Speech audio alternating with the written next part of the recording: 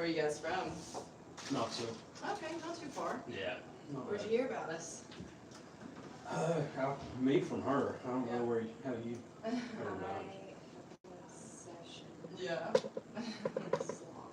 Mhm. And I've known you over here. Yeah. Sees on social media. Yeah. Yeah, he's our most ADHD sloth. He likes to look around behind him, make sure he's not going to miss out on anything. He's got a severe case of FOMO for sure. How old is he? Just turned a year old. Yeah. Yeah. He's still pretty young. When we first got Dash, he was like really dark brown, like that darkest color that he is, and the top of his head is what color he was all over his body. And he's lightened up quite a bit as he's gotten older. They're born with a lot darker hair like that because they camouflage into the mother's chest a lot easier if they're dark rather than if they're a light color in the wild. Because the adult sloths, the mother will have a lot of moss and algae down the middle of her back that will be camouflaging her in to the canopy of the rainforest. But baby sloths aren't born with that. It takes a while to develop it. So that's the other form of camouflage that they use. It's just being that darker color. Now he's kind of got that salt and pepper look going on. You guys are welcome to take all the pictures or videos, Okay. anything that you want to. But this type of behavior for a sloth, like wanting to hold on to people and being completely comfortable with that, is not typical of sloths. Typically, sloths are like flashes, that are born and raised in captivity. They'll be comfortable with being around people, but not being held. Being held is a very unusual position for a sloth to be in. And so Dash went through a lot of conditioning and training and was held a lot from a really young age to get him to the point where he actually does genuinely enjoy it. And the breeder that we got him and Zoe from actually conditioned him, like I said, from a really young age to enjoy it. And once they were weaned from their mothers, they kind of went from their mom being their source of comfort to then humans being their source of comfort. It just kind of was a slow transition over from them. And he has a separate ambassador program for these type of sloths than he has for his bigger program where he raises sloths like Flash, where they're comfortable with being around people but not being held. And just because they go through the ambassador program does not guarantee that they're going to enjoy being held by people. And so he always makes sure that they meet these two requirements. They have to genuinely enjoy and actively seek out human interaction. And so you can see when he was in that basket, if I just stood there beside the basket and I didn't reach to pick him up, he would be climbing onto me and be trying to climb up my leg to get up on my chest. And he does that a lot when he's in that basket. He takes a lot of naps right there. And he's fine as long as he can't see or hear anybody. But as soon as he does, I don't know what he's smelling, but he might be hungry. What are you looking for, bud? I think like this. Might be able to hold this, maybe put one hand.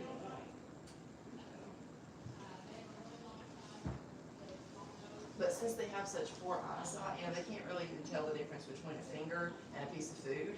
And so that's why, anytime they start to look like they're getting hungry, we always try to offer food instead because they really can't tell what's what. Yeah. What's he eating? That's a mixture of brown rice and shaved up sweet potatoes as well as a really high quality dog food that's been soaked and then mixed into it. And that's actually where he gets his protein from. We start him out on that mixture and they slowly start to transition over to more veggies and more leafy greens and things like that. So in the wild, they'd be eating about 95% leaf material. And then the other 5% would be a small variety of bugs and insects and things like that they'd be eating off of the leaves. As well as themselves, there's a specific type of moth that lives on their back that they'll eat some of those and that'll be their protein source. And then if a sloth were to come across a really small bird's nest with a few really young baby birds in it, they'd probably eat those as well. So yeah. I was gonna let you guys know if you want anybody to watch, it's on YouTube, TikTok, and Facebook. Oh, okay.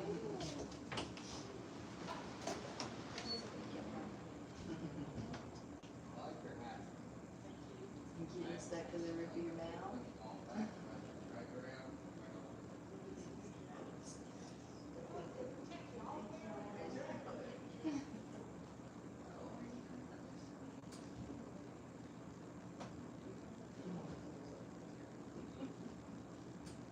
Is this the first time you guys have ever been around a sloth? We were at Knoxville Zoo and we've seen the sloth. Yeah. Yeah. Jay the sloth. Up close. Yeah, you don't get to get as close to him. Yeah. He's usually hanging up the situation that Flash came from when we got him. He was already 3 years old, and we've already had him for a little over 3 years. And when we first got him, he came from a facility kind of like a zoo where he was just basically observation. And the only time people would ever go in there was to just feed him and then go back out. And he never really had anybody trying to interact with him and trying to be close to him. So when we got him, it took really about the first 2 years of John, the owner, going in there and working with him, getting him comfortable with being around people, and just hearing his voice and understanding that it's okay to have somebody in there with you before he would even consider coming down and hanging out with us. But now it's to the point where it's pretty routine for him every morning when he hears us making his breakfast in here in the morning, and he's ready for his breakfast. He'll start to come down. We leave that door open. He'll hook onto the door frame and then come out here onto this branch to eat his breakfast. So it's really cool to see him do that. A lot of people don't believe me if he's already hanging out here on the branch, and I tell them that, and they're like, surely not. Surely they pick him up and bring him in here. It's like, no, they really don't.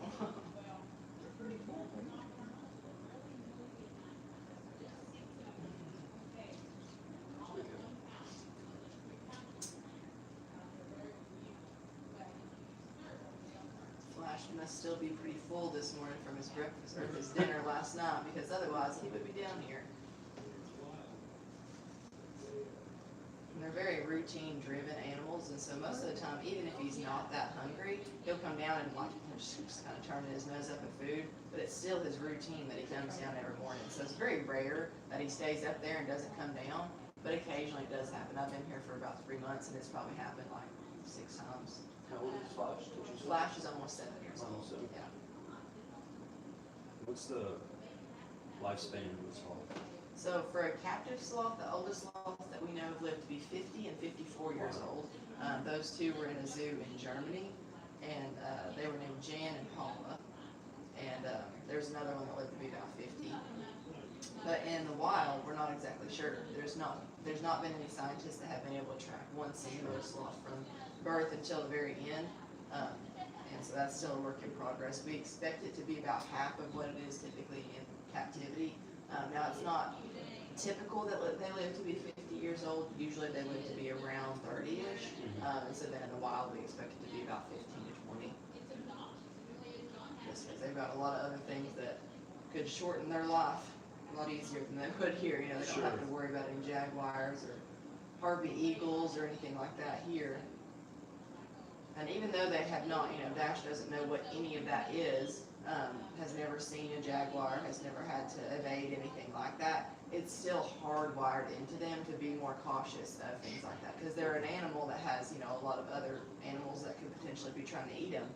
And they don't have a whole lot of defense.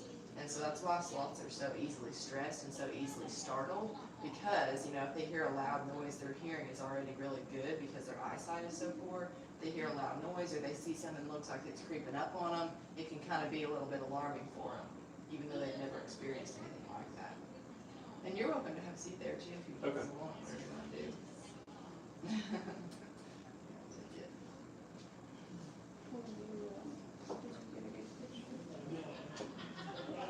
He's a messy eater.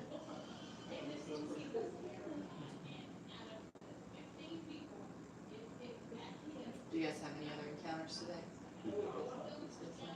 What's this one? Oh, big yawn. And you can see those teeth too when he opens up. They don't have any teeth there in the very front of their mouth, but on the sides they've got 4 really sharp canines. And then back behind their canines are their molars. And their molars are not flat like ours are. You can see they're all pointed. And so if you were to look at the skull or the skeleton of a sloth without knowing what that animal was, you would definitely think they were like top of the food chain. Because not only are all of their teeth sharp, but those claws and for their front legs, he's kind of scrunched up, you can't really tell, but their front legs are twice as long as their back legs and just as long as the rest of their body. So you'd think they were similar to a monkey, where they'd be like swinging or, you know, using them like that. But in reality, to see what they actually are and how slow and docile they are, it's pretty ironic. I think the Lord had a little bit of a sense of humor when he made a lot of the animals that he did. It makes you kind of second guess some of the dinosaurs, like were they actually as ferocious as we think that they were, or were they just little gentle giants?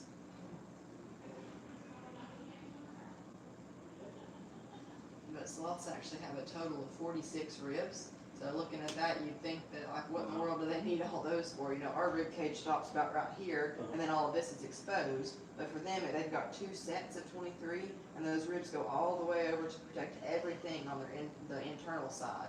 And that's what allows sloths to actually withstand a fall from up to 100 feet in the air and be completely unharmed, which is really beneficial for them because on average, they fall out of the trees that they're living in about once a week.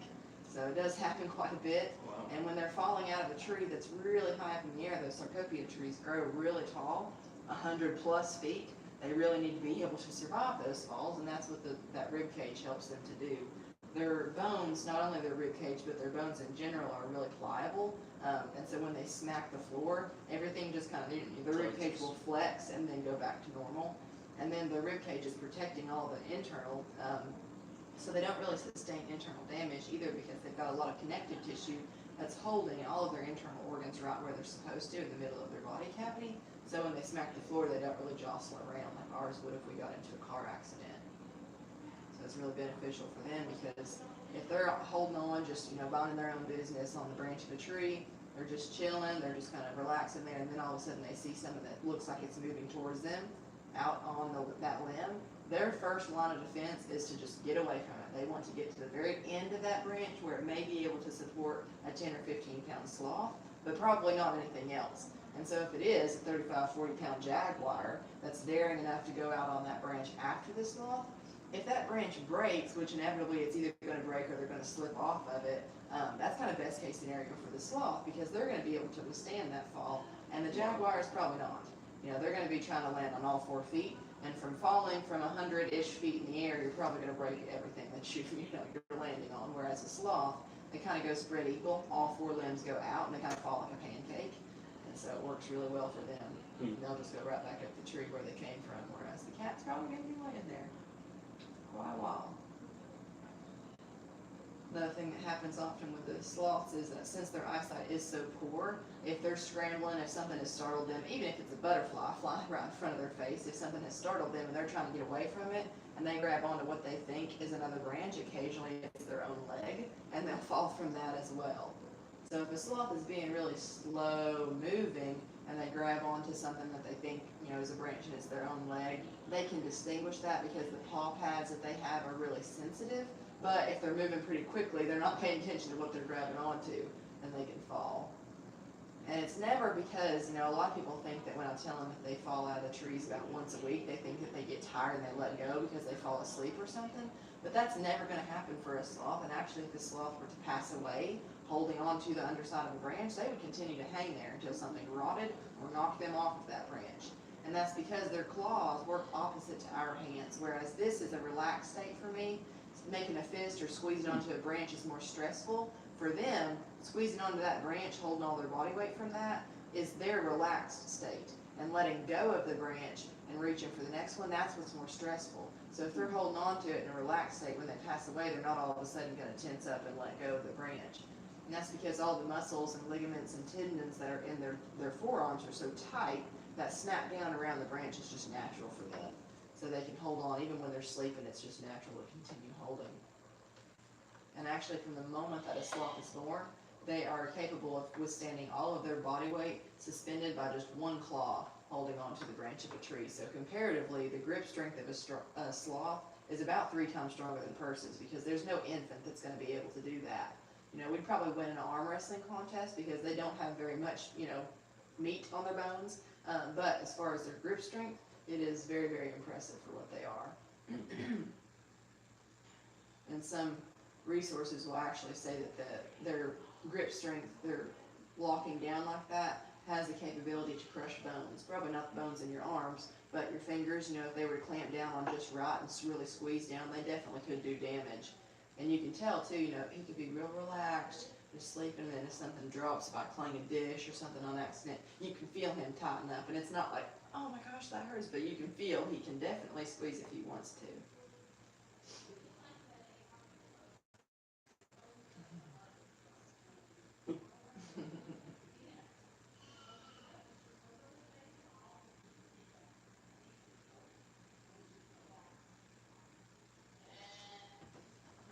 Flash is deciding to come down or not. You guys make it.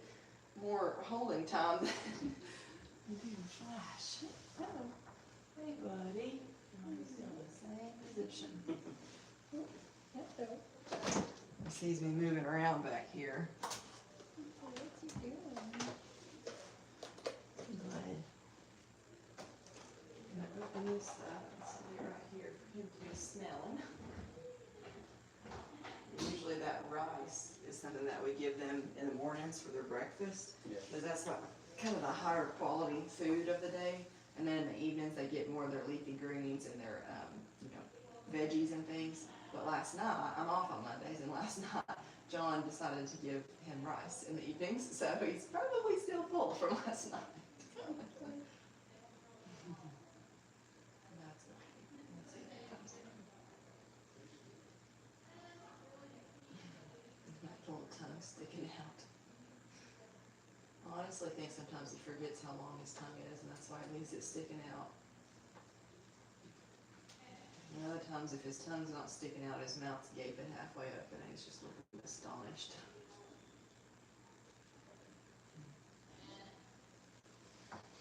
It's really cooled off yesterday and today. Oh my It's goodness. so nice. Yeah. That's like all of a sudden, though. My goodness. I hope it'll stick it around, but I Yeah. don't think it will. Yeah. We'll have to see. Did you get a video of him? No. They're actually a lot softer than most people think that they are, because they've seen pictures of the wild sloths that have a lot of that moss and algae and everything on their backs. And for a wild sloth, they obviously depend on that not only for camouflage, because they've got to be, able to camouflage into the canopy that they're staying in up there, but it's also an entire ecosystem that is living on the backs of a wild sloth. And they have actually not only just that moss and algae that's growing there, but they have moths as well that's living all throughout their fur. And they have a symbiotic relationship with those moths, and that means that they both benefit from it. So it's not just the moths that benefit from living on the sloths actually do as well. We already talked about half of it, where they actually will eat some of those, and that's their protein source. But those moths actually produce the same bacteria that they use to digest their food in their waste. And so when the sloth licks that up, it's really beneficial for them because, bacteria is sensitive to temperature changes, and temperature is always fluctuating out in the wild. And so if the temperature drops and that bacteria is wiped out from the sloth's gut, they need a way to be able to get it, replenished. And so that's why they need those moths on their backs. And if they didn't, if for whatever reason that moth population was to, disappear, they didn't have any of those, more of those moths, that sloth would not be able to survive anymore. Because if that bacteria got wiped out, they could pass from starvation with a full belly of food, just not able to digest any of it. And so that's why, it's actually the reason why the sloth has to go down to the floor to go to the bathroom. They only go to the bathroom about once a week, about every 7 to 10 days. And when they get that urge, they don't ever go up in the tops of the trees. It would make a lot more sense if they could, because that's when they're most covered, and when they're on the floor, that's when they're most exposed to other things that could potentially eat them, like a jaguar. But they have to do that because that's actually where the moths will repopulate, is in the dung pile of the sloth. And those moths can't fly around like other moths can. They require direct contact with the dung pile and with the sloth's booty to be able to crawl back up onto them. So when they come down there, the sloth will actually start to wiggle their butt around, and that kind of signifies for the moths to come down. They'll come down, lay their eggs, and then crawl back up before they lose their ride back to the canopy of the rainforest. And then a week later, when the sloth gets the urge again, they go back to that same pile. They'll use the same tree, go down the same side of the tree, the same spot that they always go to, because in that spot are last week's larvae, which is now this week's adult moths, and they'll crawl back up onto the sloth. So the cycle is always repeated. And we already said it's really important for the sloth that they have those on their backs.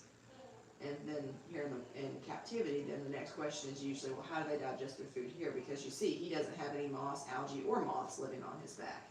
And so they still digest their food the same way, using the same bacteria. They just get it from a different source. So the baby around day 3 is when they start to be realizing what mom's doing, what she's eating, what's going on there. So they'll actually climb onto the chest of the mother and lick her around the corners of her mouth while she's eating. And the bacteria that she has in her system is also in her saliva. So when the baby licks that up, they start to get a little bit of that bacteria to then develop their own colony. And that's the only place that they get it in captivity. They don't have those moths, so they can't replenish it. So it's really important that it's 79 degrees in here, about 78 to 79 is what we have to keep their environment at all the time, and we only open up their outdoor enclosures, it's probably too cold this morning, yeah, it's just 66. So they won't be able to go outside today, because if we put them out there and it's 66 degrees, that bacteria cannot thrive in that environment. And since sloths can't maintain their own body temperature, their temperature would drop, the bacteria would be wiped out, and then what do? You know, we don't have the moths, and they don't make any form of a synthetic bacteria to give them.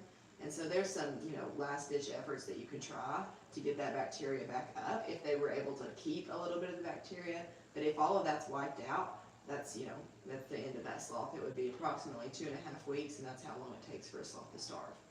And we could be continuing to feed them, and they're eating the whole time, but if they don't have that bacteria, they're not going to have the means to be able to digest any of it. And so that's why we always tell people that owning a sloth as a pet is a terrible idea, because not a whole lot of people know that the temperature of a sloth's environment would dictate whether or not they could digest their food, but it really does. And once they, you know, lose that bacteria, then there's nothing to be able to really save that animal. And it's really unfortunate when people figure out that in certain states and certain regions it is legal to own a sloth without any type of licenses or permits. So when people figure that out, you know, a lot of people are obsessed with sloths. They go, and if they have enough, you know, money to be able to buy a sloth, they'll buy one off the internet. But there's no reputable breeders of sloths in the United States that are selling captive, born and raised sloths the right way, that are going to sell one of their babies to a member of the general public. So 99% of those sloths have been brought through the illegal animal trade and have been brought from the rainforest. And those sloths have already been living a whole different way of life, you know, out there, have that whole ecosystem on their backs, and are just living and eating very much differently than what they do here. And that transition, if it's not the temperature that gets them, it's the stress. And so those animals do not live very long. And so it's unfortunate, but it's what happens a lot of times. Sure. And another thing that happens to these guys is that, you know, the Conservancy Agency, granted, has been doing a lot better job recently of shutting down a lot of these places, but if you book to go on a cruise or something down to, you know, Honduras, you know, Roatan, Honduras or something, you can book an excursion through the cruise line to go out and hold a wild sloth. And those, you know, have been just brought from the rainforest, and this organization is letting people hold them. But that is, you know, that is the end of that sloth. It's obviously not going to occur right away. But after all of that ecosystem is messed up, you know, a lot of people don't want to hold a sloth that has a lot of moths and algae and stuff all over them. So the people will scrub all of that off. They're not looking out for the well-being of that animal. They're just trying to make some money. And so after all that's, you know, scrubbed off, then there's not a way for that guy to be able to thrive. You know, if it's all that moths are taken off, they're not able to digest their food anymore. And on top of that, if it's not the starvation that gets them, it'll be another animal, because they don't have any more of that camouflage. So a jaguar is going to be able to see them really easily. And a harpy eagles too. They're really the most successful thing that tries to get sloths, because they have the advantage of just a sneak attack completely out of nowhere. The sloth doesn't see it coming. And a lot of times the sloths are out on the very end of the branches or the very tops of the trees eating, because they really prefer the fresher leaves that are just starting to grow, the really small ones, because they don't have as much cellulose in them, so they're a lot easier to break down. And so that is what they do a lot of times. Yeah, so they'll be out on the end of those branches, and then the eagle can just snatch them right out of nowhere. It's not an issue for them. Jaguars definitely do try a lot, but they're not as successful as the eagles are.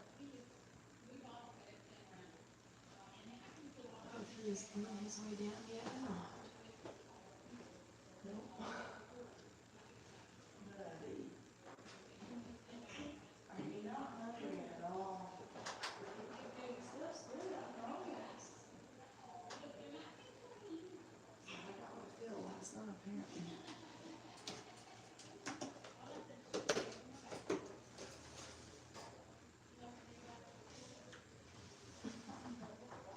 So with their eyes, I did mention that they have really poor eyesight. They have a condition that's called rod monochromacy, and that means that they only have rod cells in their eyes and no cone cells. We have both, and the cone cells allow us to see color.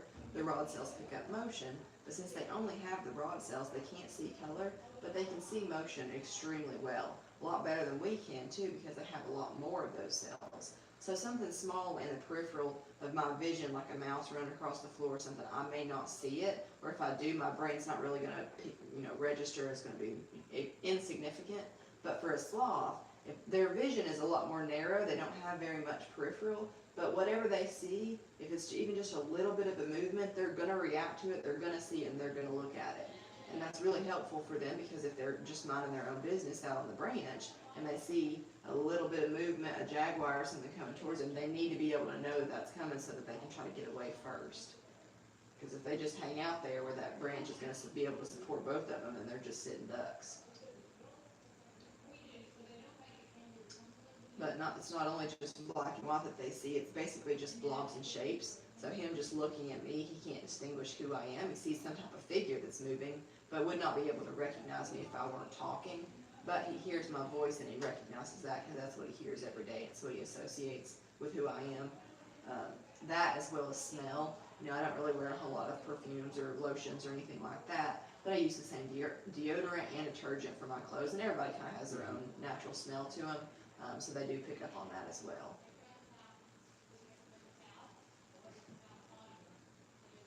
Would he know it was you if you didn't say anything? Yeah, he'd be able to smell. And of course, I don't ever go up to him and pick him up without saying anything to him, but he would be able to tell, yeah. Are you his main person? For the most part, yes. He's for the first year of our baby sloth's life. You know, when we first get them, when they're about 5 months old, they're only like 2 pounds. And so they need around-the-clock care and attention, so they actually live the first year up at the main house. So every evening, you know, he comes down for his encounters and things throughout the day, but in the evenings he goes back up to the main house. And a lot of times, for the first several months of his life, John would actually sit on the couch with him every night and feed him his dinner and get to, you know, interact with him and talk to him and everything. So he really started to make a bond with John. And then I started coming about 3 months ago, and he started to kind of transition away from doing that so much, because he was realizing that, you know, he is going to have to stay down here very shortly, and he doesn't want it to be a stark transition over to just not doing it anymore. Because, like I said, they are routine animals. They like to stick to the same schedule. So he started weaning him off of that, and I kind of became his number one caregiver, because I'm the one that does all of his encounters and with him a lot throughout the day. So yeah, I would say that for Dash, I'm probably pretty up there, but for Flash, John is definitely his person, because when we first got him, a little over 3 years ago, there were 3 employees, 2 of which being the owners, John and Donna. And so we've grown substantially since then, but John has been the constant in his life. He's been the one that was there since day one. He recognizes his voice, and I think he went on an errand this morning, because I haven't seen him anywhere, because if I did, I'd definitely have him come in and start talking to him, because a lot of times if I can't get him down, he's not hungry, he's not coming down for food. If John goes in there and starts talking to him in the same way that he does every morning, he'll come down pretty quickly just for John. So it's really interesting to see that bond.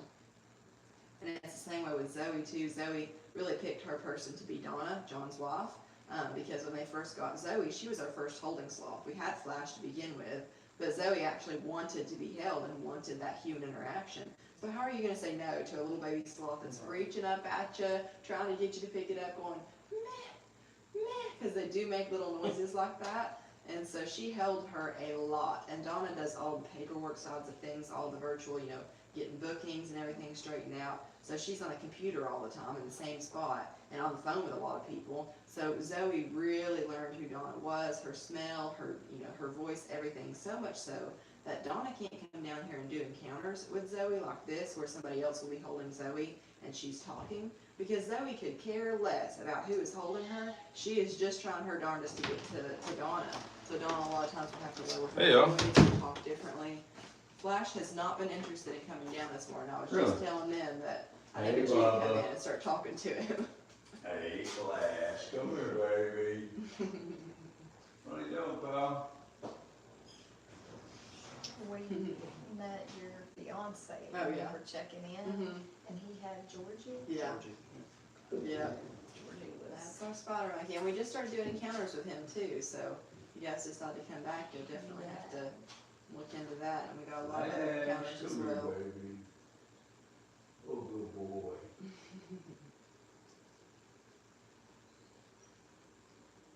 Were you gonna hold for the majority of the time, or did you wanna switch over and hold for a little bit? She did the VIP, I did not. Oh, she did, okay, so yeah, there was just the one booking for the VIP. Hey, Dash. Guys, the local? Knoxville. Oh, I'm going up there this afternoon to meet my son for his birthday. Hey, it's my birthday. Is it really? Yeah. Yeah. Same age, he's 21 today. I'm 21 for the how many times? A lot of years. A lot of years of 21. Hey, Flash, you coming to see us, buddy? Come here, buddy boy.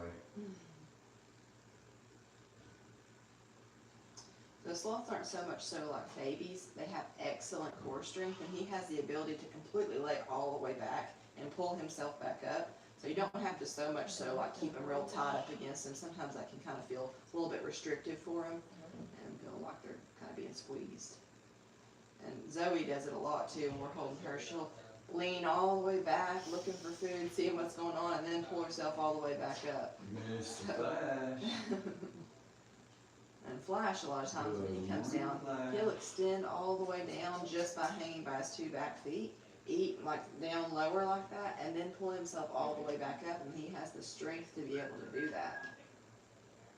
And it's really beneficial for them because a lot of times in the wild, if they're hanging out on one branch, and there's a branch down below them that they're trying to get those leaves instead, take a lot more energy to go all the way to the base of that tree, go down and then back out that branch. So oftentimes what they'll do is just let go with their front feet, extend down and actually grab the whole branch and bring it up to them to be able to pluck those off. So it works out a lot easier for energy reserves because sloths are slow animals because they really have to be. It's not that they want to be. I mean, it's beneficial because they don't have a whole lot of defense. They need to be slow so they're not as easily detected. But they have to be slow because they're only eating leaves in the wild, 95% leaf material. And leaves are extremely low in calories. And it takes calories in order to create ATP, which is their energy source. And so if they were just swinging around, moving all the time, you know, they'd get really energy expensive and they'd run out of their energy storage. So they have to conserve it as much as they can. What's the gestation for like a sloth pregnancy? About 11 months for a two-toed sloth, yeah. So it takes a long time to make it, and then when they, you know, when they do give birth, they give birth at the top of the trees. They don't come down to do that. And so if the baby were to fall, hopefully that umbilical cord will catch them. But if the umbilical cord snapped and the baby did fall, the mom would go down and get it there at the first because she just spent 11 months making it. She wants to give it the best chance she can.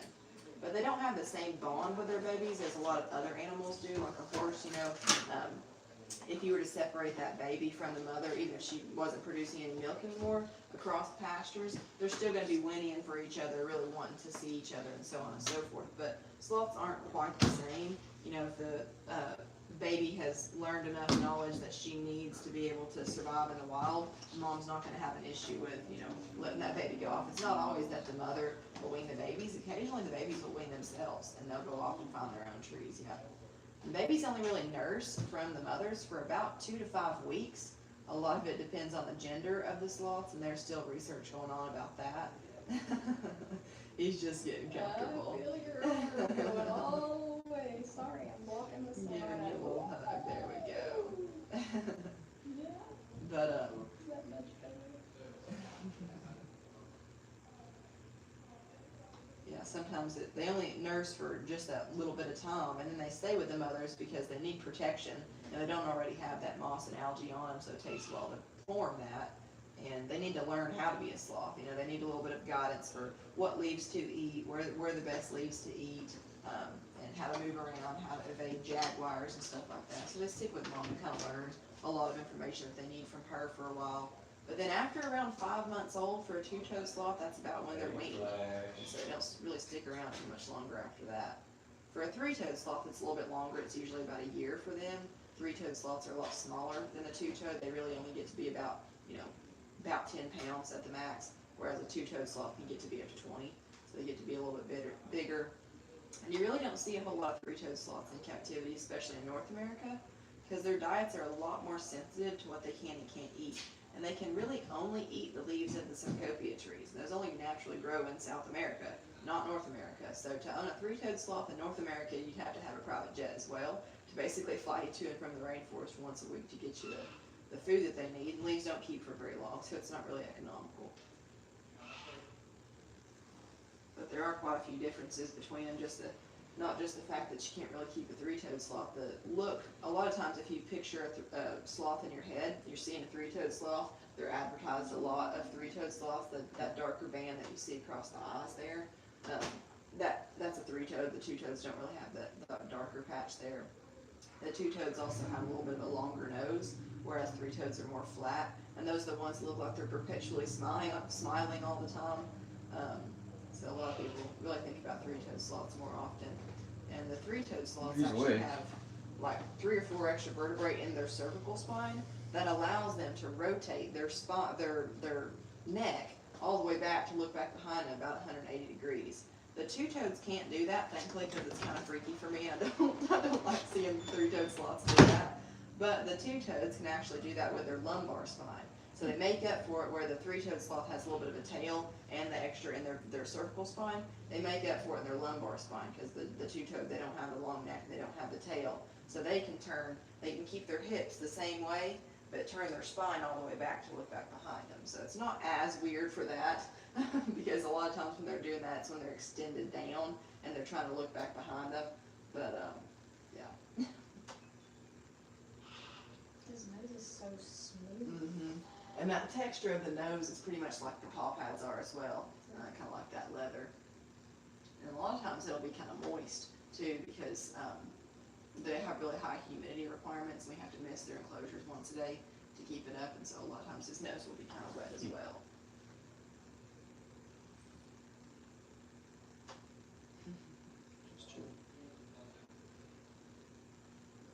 You guys said this was your only encounter, right?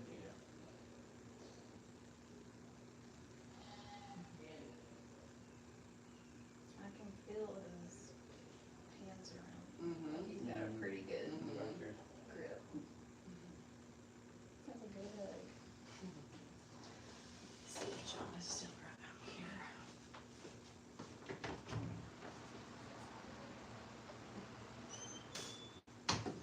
I know, bud, you see me moving around. You got rice on your lip there, buddy. And he hates to have his face cleaned. He's a lot like a toddler. He's a lot like a toddler in the sense that, yeah, he doesn't like his face cleaned, but he likes to stick everything in his mouth to figure out what it is. So it's kind of grateful sometimes that he doesn't have any teeth there in the very front. Because if I'm not paying attention and my arm's really close to his mouth and he's just like, what's that? We'll slowly start to like gum on my arm before I'm like, hey, that's no, don't do that. Because they really can't see anything. And it's not because they're trying to be aggressive. If they were trying to be aggressive and they wanted to do some damage, they would definitely not just use the very front of their mouths. Right. That's really their only line of defense after they're just getting away. They've got sharp teeth. They don't have a really strong bite force, but their teeth are extremely sharp. And every time they close their mouth, they're sharpening those teeth. So that's really the only thing that they can use to try to deter some bigger animal that's trying to pester them. How much do you hold him? So all of our sloths are on a strict schedule where they have the same thing every day. For Flash, he's supposed to have his encounters first thing in the morning like this, but my guess is that if he doesn't come down, the rest of his day is going to be thrown a little bit off kilter. Probably an hour or two from now, when I'm doing another encounter with Zoe or with Dash, he's going to be coming down and pecking on that door like, hey, it's time for my encounter. He does. And that's why we built this branch out here, because in the mornings when we started chopping up his breakfast, and he knew pretty shortly after that we were going to be coming in there, he would already beat us down, and that branch is pretty close to the door there. He would hold on to it and tap on the door to try and get somebody's attention to come and let him out. And if the blinds are up, then all you see is his little head, little face just peeking through the window like, hello, I'm here. So yeah, they're on a pretty strict schedule, and so none of our sloths encounter for more than 2 hours a day total. So Dash has an hour in the morning and an hour in the afternoon, and that's if he's fully booked. He has those 2 slots, and on the website you can, book that fully. But if he doesn't have any encounters in the afternoon or in the mornings, I still hold him for a certain amount of time through his hour of encounter, because I wanted to keep him on that strict schedule. Now, he would gladly hold on to somebody all day, every day if we let him, because that's the type of interaction that he seeks out. Like I said, that's not usual for sloths, it's not typical, but with the conditioning that he had from a young age and how much so they're routine animals, he was held, periodically throughout the day at the same time from a young age before he was even weaned from his mother, that it just became natural for him, and they don't like to waver much from that. And so he would hold on to somebody all day, but if we did that, he would just get so used to holding on to somebody that it would just be life. It's like a That's just, toddler. yeah, that's You just can't hold normal, them yeah, all the time, and then yeah. they're not They happy just when you're expect not. it, yeah.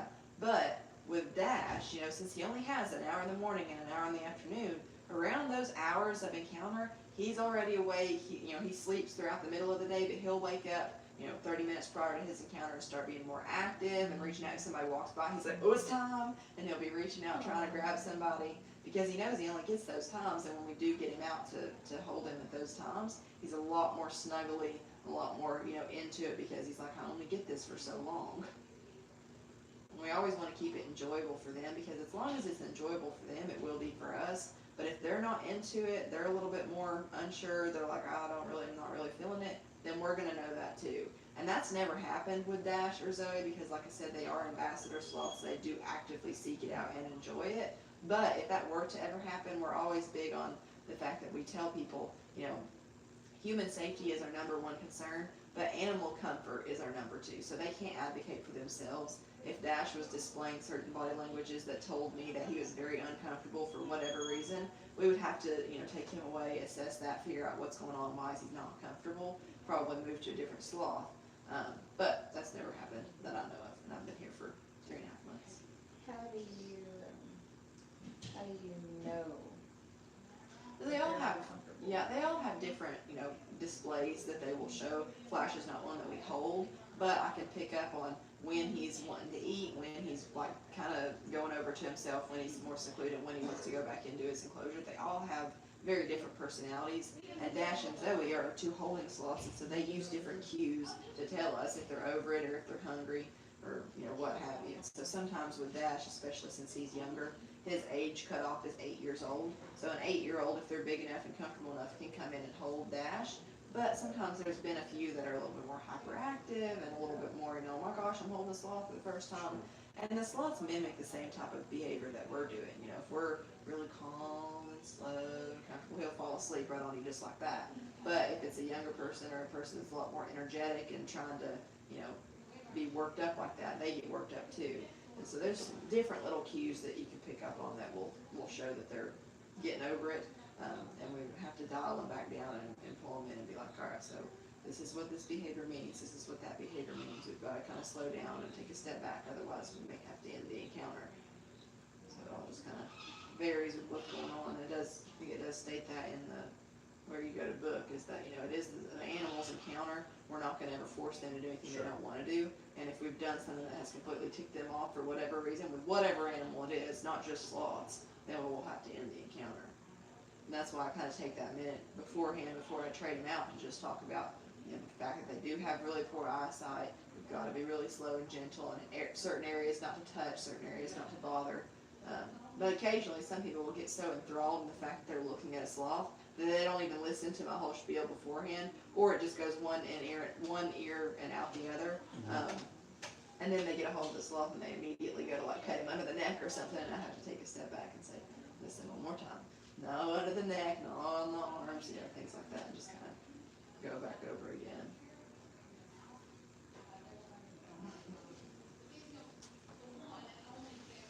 I hate the flash is not coming down this morning. Just one second, let me see if John's out here.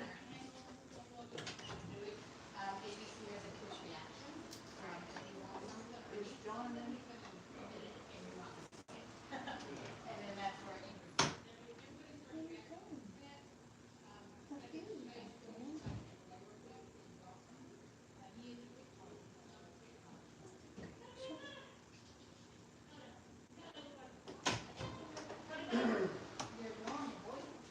I know that we have about 15 minutes left in our encounter, and I didn't see Flash coming down this morning, which is very unfortunate because you just booked for that encounter. So if you wanted to hold Dash for the last 15 minutes or so, is that Just something let that her you roll want to me. do? You sure? Yeah. Okay. I may be interested in some of this food. I'll do this here. I'll let you kind of hold this. If you want to hold it kind of closer to his face there on the side, you may be interested in it. And even though he might not be able to see it, they do smell really well. And so if you hold it there for a few minutes and he's still not interested, it's just because he's not hungry. Just kind of got to leave it there for him to think about. And Flash does the same thing too. When you're going to offer him a veggie, He's gotta sniff it for a long time before he decides if he actually wants it or not.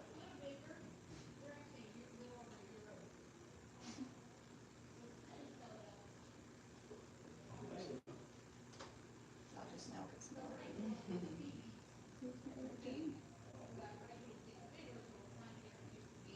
Man, those teeth. They're impressive. And sometimes if you listen real close when they close their mouths, you can actually hear a little squeak, and that's when they're rubbing up against each other. They keep each other sharp every time they close their mouths. Yeah, he's already closed his eyes. I don't think he's interested in it. Yeah, I'll just take it back. Hey, buddy. You're just so sleepy this morning. So snuggly.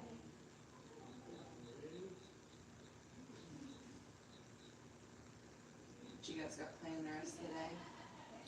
We took the day off for her birthday, so we'll just work our way back slowly and maybe find lunch Yeah. and then go find our daughter after a while. She was excited because it's Mama's birthday. She's staying with grandma or babysitter? She's at school. Oh, duh. Yeah, sorry, school's already started back.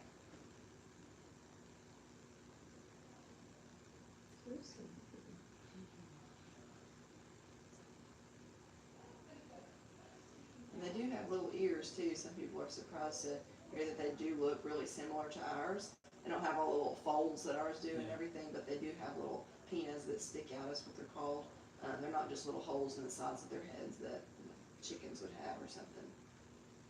Where are they at? They're just hidden behind a little bit of hair. Yeah. And actually when they get stressed or when they're alarmed about something or they're evading, trying to get away from something that has startled them, they'll actually puff up all of their hair and that will move away from their ears, and their ears are a lot more exposed. But when they're calm and they're just, relaxing, it kind of will fall back down over their faces.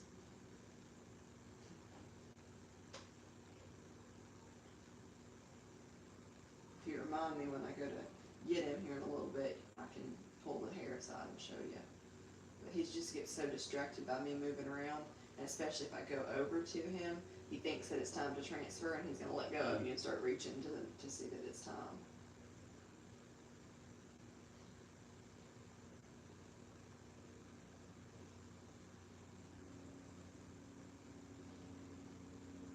It's no eyelashes. He's got a lot of chin whiskers though. Yes, he does. His little whiskers like to hold on to hair really well.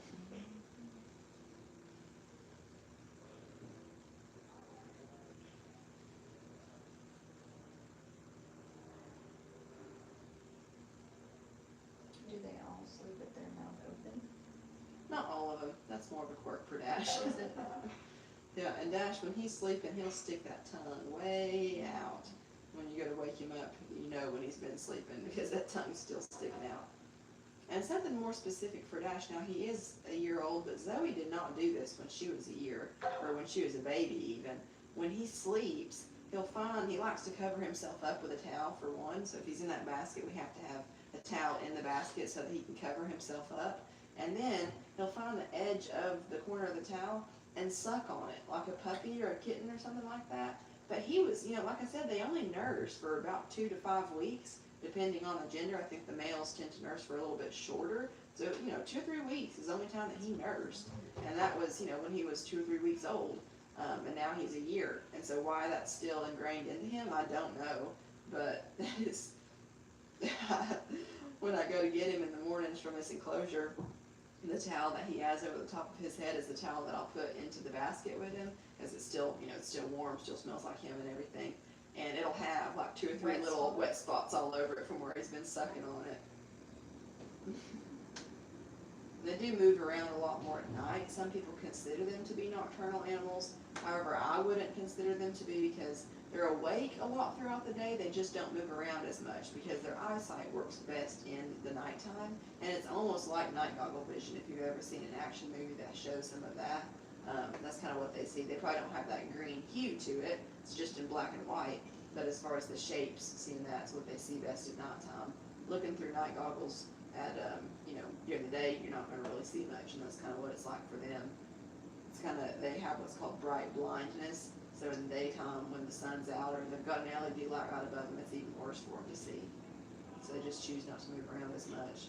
They're a lot more active at night, moving and finding food and exploring very slowly. Are there places that they live, are they joined? Like, can they be with each other, or are they separate? No, so sloths naturally are very solitary animals, like I said, which is why they're not comfortable with being held by people naturally. They're not born wanting to hold on to somebody. They're born very introverted, not wanting to be. They stay with their moms for about 5 months, and then after that, they go and find their own tree, and they stay by themselves the rest of their lives unless they're mating.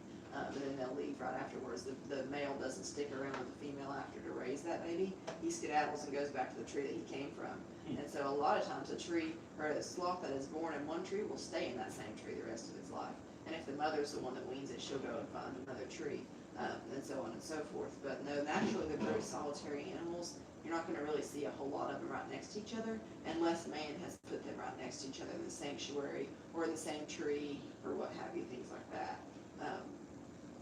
And so for a lot of other animals, there's names for groups of animals, like a herd or a flock or a gander. But for sloths, there's no name like that because they just don't exist. A group of sloths don't exist naturally. How do they find a mate? So the females, when they go into heat, they actually will let out a really loud screech periodically over and over again. And it sounds like B sharp if you're into music, so it's really high pitched. And she'll let that out over and over again slowly, and all of the males that will hear that will slowly make their way to her. And it could be 7 or 8 males, but it'll just be the first one that gets there will be the lucky winner. Everybody else that shows up late to the party and sees that she's already found somebody will just turn around and go back. Or if they stop hearing the screech, then they'll just turn around and go back where they came from. Do the males travel on the ground to like the other trees? Mm-hmm. Yeah. I mean, unless there's like a branch that, you know, connects perfectly, yeah. Do they mate on the ground or in the trees? In the trees, yeah. And it happens pretty similar to any other animal. It's just the female will be hanging here, and the male just goes and puts his legs up, closer. And it's just a slow process, but it happens about the same as any other type of animal. And the male will leave right afterwards and go back to the tree that he came from, because they all kind of pick they eat the leaves of the Sarcopia trees, but there's 4 or 5 different species or categories of those trees, and they all taste a little bit differently because they all will pick the certain type that they like, and that's the tracking has shown that after this sloth is getting a little bit older, they'll try certain trees, they'll hang out in certain trees, and then they find the one that they like the most, and then that's the only tree that they'll stay in for longer periods of time, is that same species of tree. So it's really interesting to see the research on that.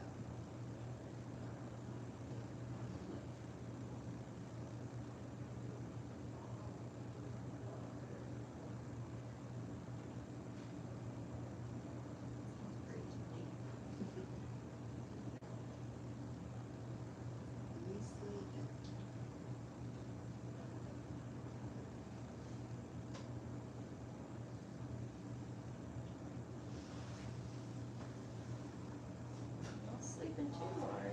He's like, yep. Yeah. I heard you. There you are. I don't want to, you can try to feed him any of this. You just, when you go to feed it to him, just offer him the very end of it, and then just let go if he does open his mouth and try to take it. I'd be interested in some of it, just to see.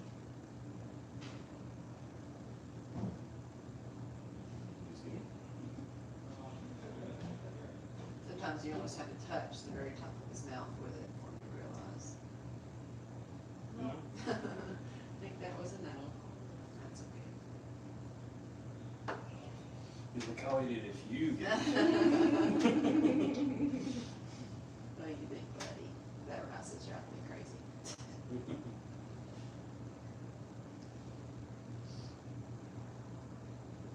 His tongue's sticking out. It's so funny. And those little pupils stay really small, pinpoint little pupils like that during the day. But at nighttime, they actually dilate extremely big. Really? And it's really weird to see it too, because I'm engaged to the owner's son, and so I'm here a lot during the evenings. I came down probably about a week ago now, to just check on Zoe and Flash down here. I came in and turned the light on in here in the kitchen, but left their enclosure lights off. And I cracked the door of Zoe's enclosure and looked in there at her, and she's got a branch pretty close to the door, that she's usually not ever on. She usually stays in her little hammock throughout the day because she's a very pampered sloth that was raised in a very different way than any other type of sloth. So she likes to stay in that hammock a lot, and she climbs around a lot more at night. But of course, I'm never down here at night, so it was surprising to me to see that she was right on that branch right beside me as I opened the door, and she turned and looked at me, and her pupils were so big, and we both just kind of stared at each other for a second, and then I just slowly closed the door back and went back into the house. It's like, that's something that is never going to erase from my memory.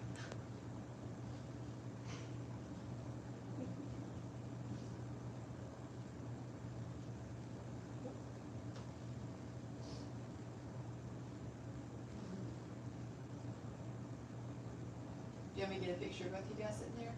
Sure.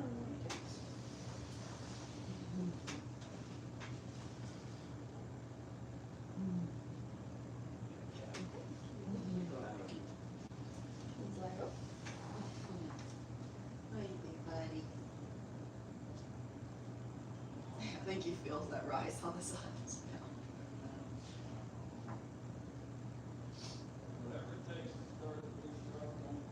Feel your feet. Yeah, sometimes he gives a little massage. Yeah, back all and forth. over. Yeah.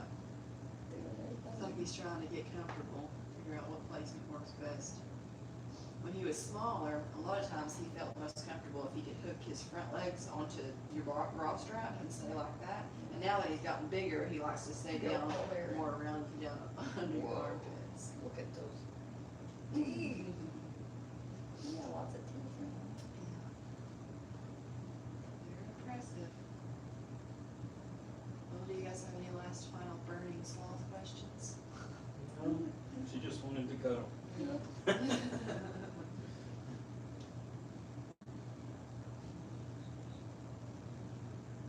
Somebody said the other day that we should offer sloth naps where we get a little lazy boy and set it up in here where people can just come in and snuggle the sloth as they fall asleep. I'm like, that just sounds really boring to me.